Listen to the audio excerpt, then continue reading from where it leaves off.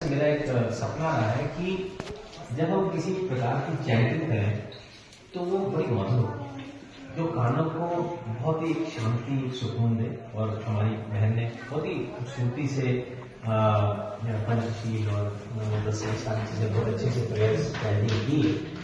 मैं आपकी सराहना करता हूँ और आपको आज यहाँ पे है, मैं एक अच्छे स्टेज पर ले जाकर आपसे मैं मिलवाने की प्रॉमिस भी करता हूँ।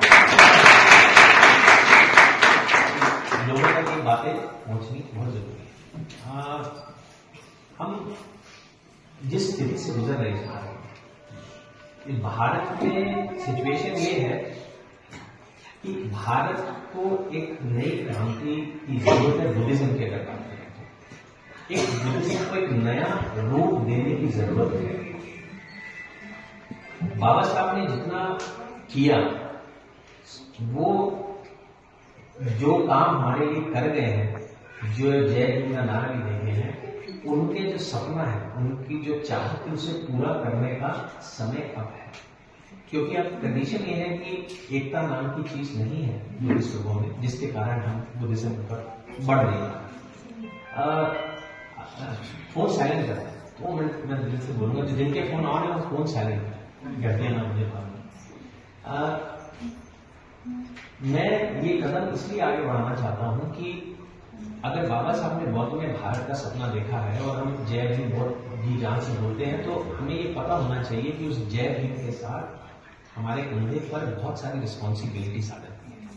हमारे कंधे पर रिस्पॉन्सिबिलिटी पंचशील के पालन की, संगठित होने की, शिक्षा की, इतनी सारी जिम्मेदारियां आती हैं। तब आप हकदार बनते हो कि आप जोश के साथ जय भीम बोलते हैं। जय भीम कई बार मैं बोलता हूँ कि लोग दो पैक लगा के भी जय शराब पी के भी जय भीम करते हैं, ऐसा नहीं है। उसके पीछे बहुत बड़ा मीनिंग है। जो जय भीम का नारा आपके पास है, आप जहां हम यहाँ पर हैं, जिस मकाम पर इस देश पर खड़े हैं, वो जय भीम की वजह से खड़े हैं। तो उसका सम्मान करना हमारा कर्तव्य है। हम चीजों को आगे बढ़ाने के लिए क्या करें? भिक्षुओं की बात करें या उपासकों की बात करें ना, भिक्षु पूरे तरीके से अभी मैं समझता हूँ कि कर्तव्य निभा पा रहे सभी ने। बहुत सारे ऐसे अच्छे भिक्षु हैं जो बहुत अच्छे तरीके से कर रहे हैं, और बहुत सारे भिक्षु हैं जो अच्छे तरीके से नहीं कर रहे। उसके कारण वो भी है और हम भी। आज इनकी मैं सराहना करता हूँ अशोक जी की, रोज सुबह उनके बिहार में विनय का पालन करते हुए पिंडपात के लिए सारे भिक्षु जाते हैं। वो इसलिए जाना शुरू हो गए कि अब लोगों को, उनको भी मालूम है जब हम सुबह जाएंगे तो हमें हमारा इंतजार करते हुए लोग हमें दान देने के लिए, पिंडपात के लिए, खाने के लिए, देने के लिए खड़े हैं, हमारा इंतजार कर रहे हैं। ऐसा नहीं है कि किसी दिन कोई ओकेजन है घर पर कि आज हमारे घर आइए, आज ये है, पिंडपात करना चाहते हैं, खाना खिलाना चाहते हैं, खाली वही। वो विनय का हिस्सा है कि सुबह निकले और आप सब लोग रोड पर खड़े उनको देने के लिए।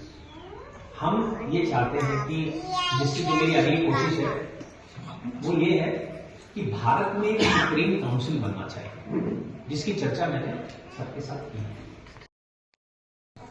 और भिक्षु संघ का कुछ ऐसा कंट्रोल नहीं है कि अगर वो चाहे कि ये हो जाए तो वो वैसा हो। बांग्लादेश एक छोटा सा देश है, मुस्लिम कंट्री है, और वहां पर भी एक संघ राज्य है, भारत के संघ राज्य है। भारत की वो सुप्रीम काउंसिल कहां है जो पूरी बुद्धिस्ट सेटअप को कंट्रोल करे। आप एक बिल्डिंग होगी जिसका कोई वाली वारिस नहीं है तो कोई ख्याल नहीं करता ना, क्या फर्क पड़ता है, मैं नहीं करूंगा। लेकिन अगर ऊपर से डंडा रेडी रहेगा कि अगर ये नहीं किया तो ये होगा, कोई गलत करेगा तो उसको उसकी सजा मिलेगी, चाहे वो उपासक है चाहे भिक्षु। बुद्धिस्ट तौर पर हम ये नहीं कह रहे कि हम लॉ क्रिएट कर रहे हैं, लेकिन एक बुद्धिस्ट तौर पर तो हम उसको सजा दे सकते हैं कि इस आदमी ने सही नहीं किया। हमें तो ये भी नहीं मालूम है कि बंदे लोगों को पुकारा कैसे जाता है। अगर आपको वो चीजें सारी देखनी है तो मैं चाहता हूं कि आप थाईलैंड, श्रीलंका, म्यांमार जैसे देशों में आए। मुझे कहा गया कि आप क्यों लेकर जाते हैं वहां श्रामदिन बनाने के लिए, भिक्षु बनाने के लिए, भारत में तो बनते हैं ना। लेकिन मैंने कहा मैं उनको धर्म सिखाने नहीं लेके जा रहा वहां पर, मैं वहां उनको विनय और डिसिप्लिन दिखाने, सीखने के लिए जा रहा हूं कि ये है डिसिप्लिन। श्रीलंका में अगर आप कोई बनते बैठता है तो वो चेयर के ऊपर सफेद कपड़ा के बिना वो बिठाते ही नहीं। और जो उपासक है, चाहे वो मंत्री है चाहे कोई है, वो नीचे बैठता है, थोड़ी सी कुर्सी उसकी छोटी होती है। थाईलैंड में तो मंत्री लोग भी बहुत सारे टाइम ऐसा होता है कि सामने बैठते हैं, 10 बात से झुकाते हैं। यहाँ पे वो प्रतिक्रिया नहीं है। यहाँ पर अगर कोई बड़ा मंत्री आएगा तो बिल्कुल लोग तो वैसे साइड हो जाते हैं कि उनको साइड में बिठाओ, मंत्री जी आ रहे हैं। वो पता है क्यों? वो इसलिए हम खुद भी उनके साथ ऐसा व्यवहार। जब हम अपने ग्रुपों को राजा की तरह रखेंगे तो कोई भी बड़ा आदमी आएगा तो उसको समझ में आएगी कि ये हमारे लिए राजा है, तो उनको भी उनका उतना सम्मान करना जरूरी होगा। यहाँ तक हमारे पास जो चीवर पहनने के लिए रहते हैं वो भी दान करेंगे, तो उसपे भी हम थाईलैंड में, श्रीलंका पे डिपेंड है, म्यांमार पे डिपेंड। अरे चीवर चाहिए, वो बाहर से आया, वो मेरे पास है चीवर तक नहीं है। यहाँ से चीवर देना 3 रुपयों में वो कपड़े संतरी रंग का कपड़ा काट के उनको देते हैं, चीवर दे देते हैं। संग दान करने का तरीका भी मिसिंग है। किस तरीके से किया, डिसिप्लिन टोटल मिसिंग है। वो डिसिप्लिन कब आएगा, जब एक बड़ी सुप्रीम काउंसिल बनेगी जो पूरे भारत के बुद्धिज्म को कंट्रोल करेगी। वो सुप्रीम काउंसिल में हम भारत के सभी क्या कहते हैं स्टेट्स हैं, जितने भी राज्य हैं, आराम से जितने भी राज्य हैं वहां से एक दो इंपॉर्टेंट भिक्षुओं को बुलाकर उनको बीच में शामिल करना, भिक्षुणीय संघ को भी शामिल करना, कॉन्स्टिट्यूशन को फॉलो करना, और फिर वो पूरे भारत की बुद्धिज्म को कंट्रोल करें तो अच्छा है। आज शायद मैं भी देख रहा था, आप कुछ बोल रहे हैं कि ये पेपर जो है, जो भी कोई वो पालक मंत्री की बात कर रहे थे कि हमारा काम है, हमारा बुद्धिस्ट काम है, ये करवाना चाहिए या होना चाहिए। ये काम सुप्रीम काउंसिल के है, ये इनके रिलेशन के काम नहीं है, मेरे रिलेशन के काम नहीं। जब आप संघ के पास, सुप्रीम काउंसिल के पास लेके जाएंगे, सुप्रीम काउंसिल आगे उनसे बात करेगा कि इस जगह पे यहाँ पर हमें इस चीज की जरूरत है, और वो ही आपको भी चेक करेगा कि आप जेन्युइन है कि नहीं। कई बार हमारे उपासकों को भी धोखा होता है, बहुत सारे अपना दान पेटियां भी चलाते हैं, वो भी चेकिंग होगी, वो भी संघ देख सकता है कि ये जेन्युइन है तो हम करें या ना करें। एक चीज मुझे बहुत अच्छी लगती है कि हमारे देश की जो लेडीज लोग हैं, बुद्धिस्ट लोग हैं, उपासिका है, वो आदमी लोगों से ज्यादा डिसिप्लिन है एज कंपेयर आदमियों को, क्योंकि मैं लेकर गया हूं, मैंने उनको बरता है, मुझे मालूम है कि क्या किस तरीके से चीजें की जाती है। तो थाईलैंड में अनफॉर्चुनेटली भिक्षुणी का चलन नहीं है, वहां खाली भिक्षुओं का चलन है। नन बनाया जाता है, नन जो है, भिक्षु जो है वो 227 प्रिसेप्ट फॉलो करता है, नन केवल 11 प्रिसेप्ट फॉलो करती है, लेकिन वो उनका चलन वहां पर वही है, वो नहीं बनाते, उनके कारण है बहुत सारे, हम वो नहीं कर सकते। लेकिन मैंने उनको एक रिक्वेस्ट किया कि मैं चाहता हूं कि आप नन्स को भी हमारे देश से लेडीज लोग को ट्रेनिंग दीजिए। मेरा मकसद सिर्फ एक है, मेरा मकसद धम्म सिखाना नहीं, मेरा मकसद विनय है। सबसे पहले विनय सिखाना जरूरी कि डिसिप्लिन क्या है, किस तरीके से बर्ताव करना है, भिक्षुओं को, उपासकों को क्या क्या चीजें करनी है। तो उसमें वो राजी हुए और उन्होंने एक बिल्डिंग हम तैयार कर रहे हैं थाईलैंड की रॉयल मॉनेस्ट्री में, जो एक केवल नन की बिल्डिंग है। तो आने वाले अप्रैल में मैं आपको बताऊंगा, तो मैं टूर लेकर जाना चाहता हूँ थाईलैंड में, जिसमें 15 दिन या महीने का टूर, जिसमें हम नर्स को ले जाते हैं, केवल लेडी भिक्षु भी लेके जा सकते हैं, उनकी बिल्डिंग अलग उनके अंदर, लेकिन कॉन्सेंट्रेशन जो है इस बार मैं नर्स पे करना चाहता हूँ, ताकि लोग वहां को सीख के आए और आगे बढ़े। तो वो भी हम अनाउंस करेंगे, लेकिन वो कठिन है। इस बार नन ऐसे नहीं है कि आप ऐसे जाएंगे तो बाल हटाने पड़ेंगे, आईब्रोज हटाने पड़ेंगे, मतलब दिल से जाना पड़ेगा कि अगर वाकई में सीखना चाह रहे हैं तो ये सारी चीजें करनी पड़ेंगी।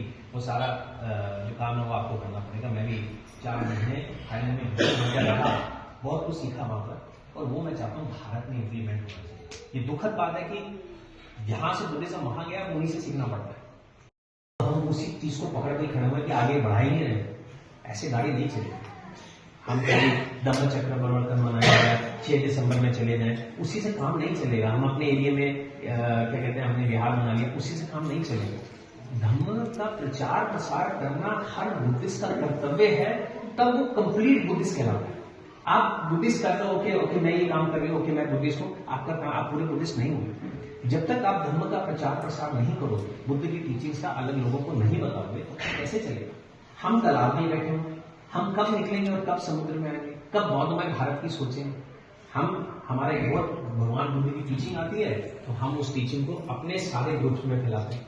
भाई क्यों बाकी धर्म के लोग उसे नहीं देख सकते, वो भी पढ़ो, क्योंकि बुद्धिज्म एक ऐसा धर्म है जो चाहे हिंदू, मुस्लिम, सिख, ईसाई किसी भी धर्म का इंसान है, वो एक बेहतर हिंदू, बेहतर मुस्लिम और बेहतर क्रिश्चियन, बेहतर ईसाई बनेगा अगर वो धर्म अपने जीवन में लाएगा। इनफैक्ट वो एक बेहतर इंसान बनकर निकलेगा।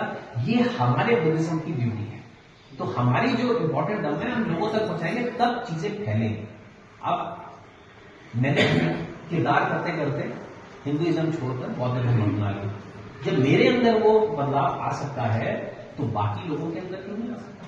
मैं तो ये कहता हूँ, नॉर्मल आदमी को तो जब वो पढ़ेगा तो उसको समझ में आएगा।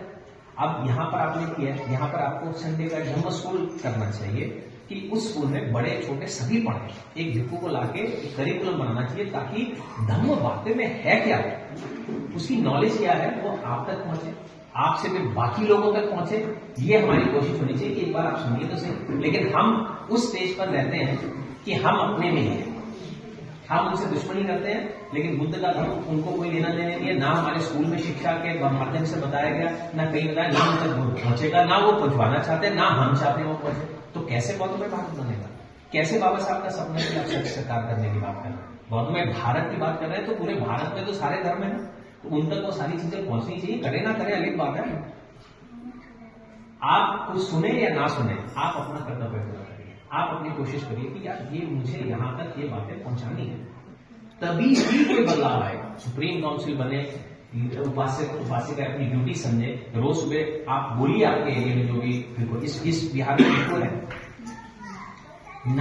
मैंने 84,000 का संकल्प है मूर्तियों का, करीबन 25,000 मूर्तियां बांट दी हुई। 90% बिहारों में बिल्कुल नहीं है। अब जिस बिहार में बिल्कुल नहीं है, तो उसका बढ़ना कैसे आप समझते हो कि बहुत मुमकिन है। आप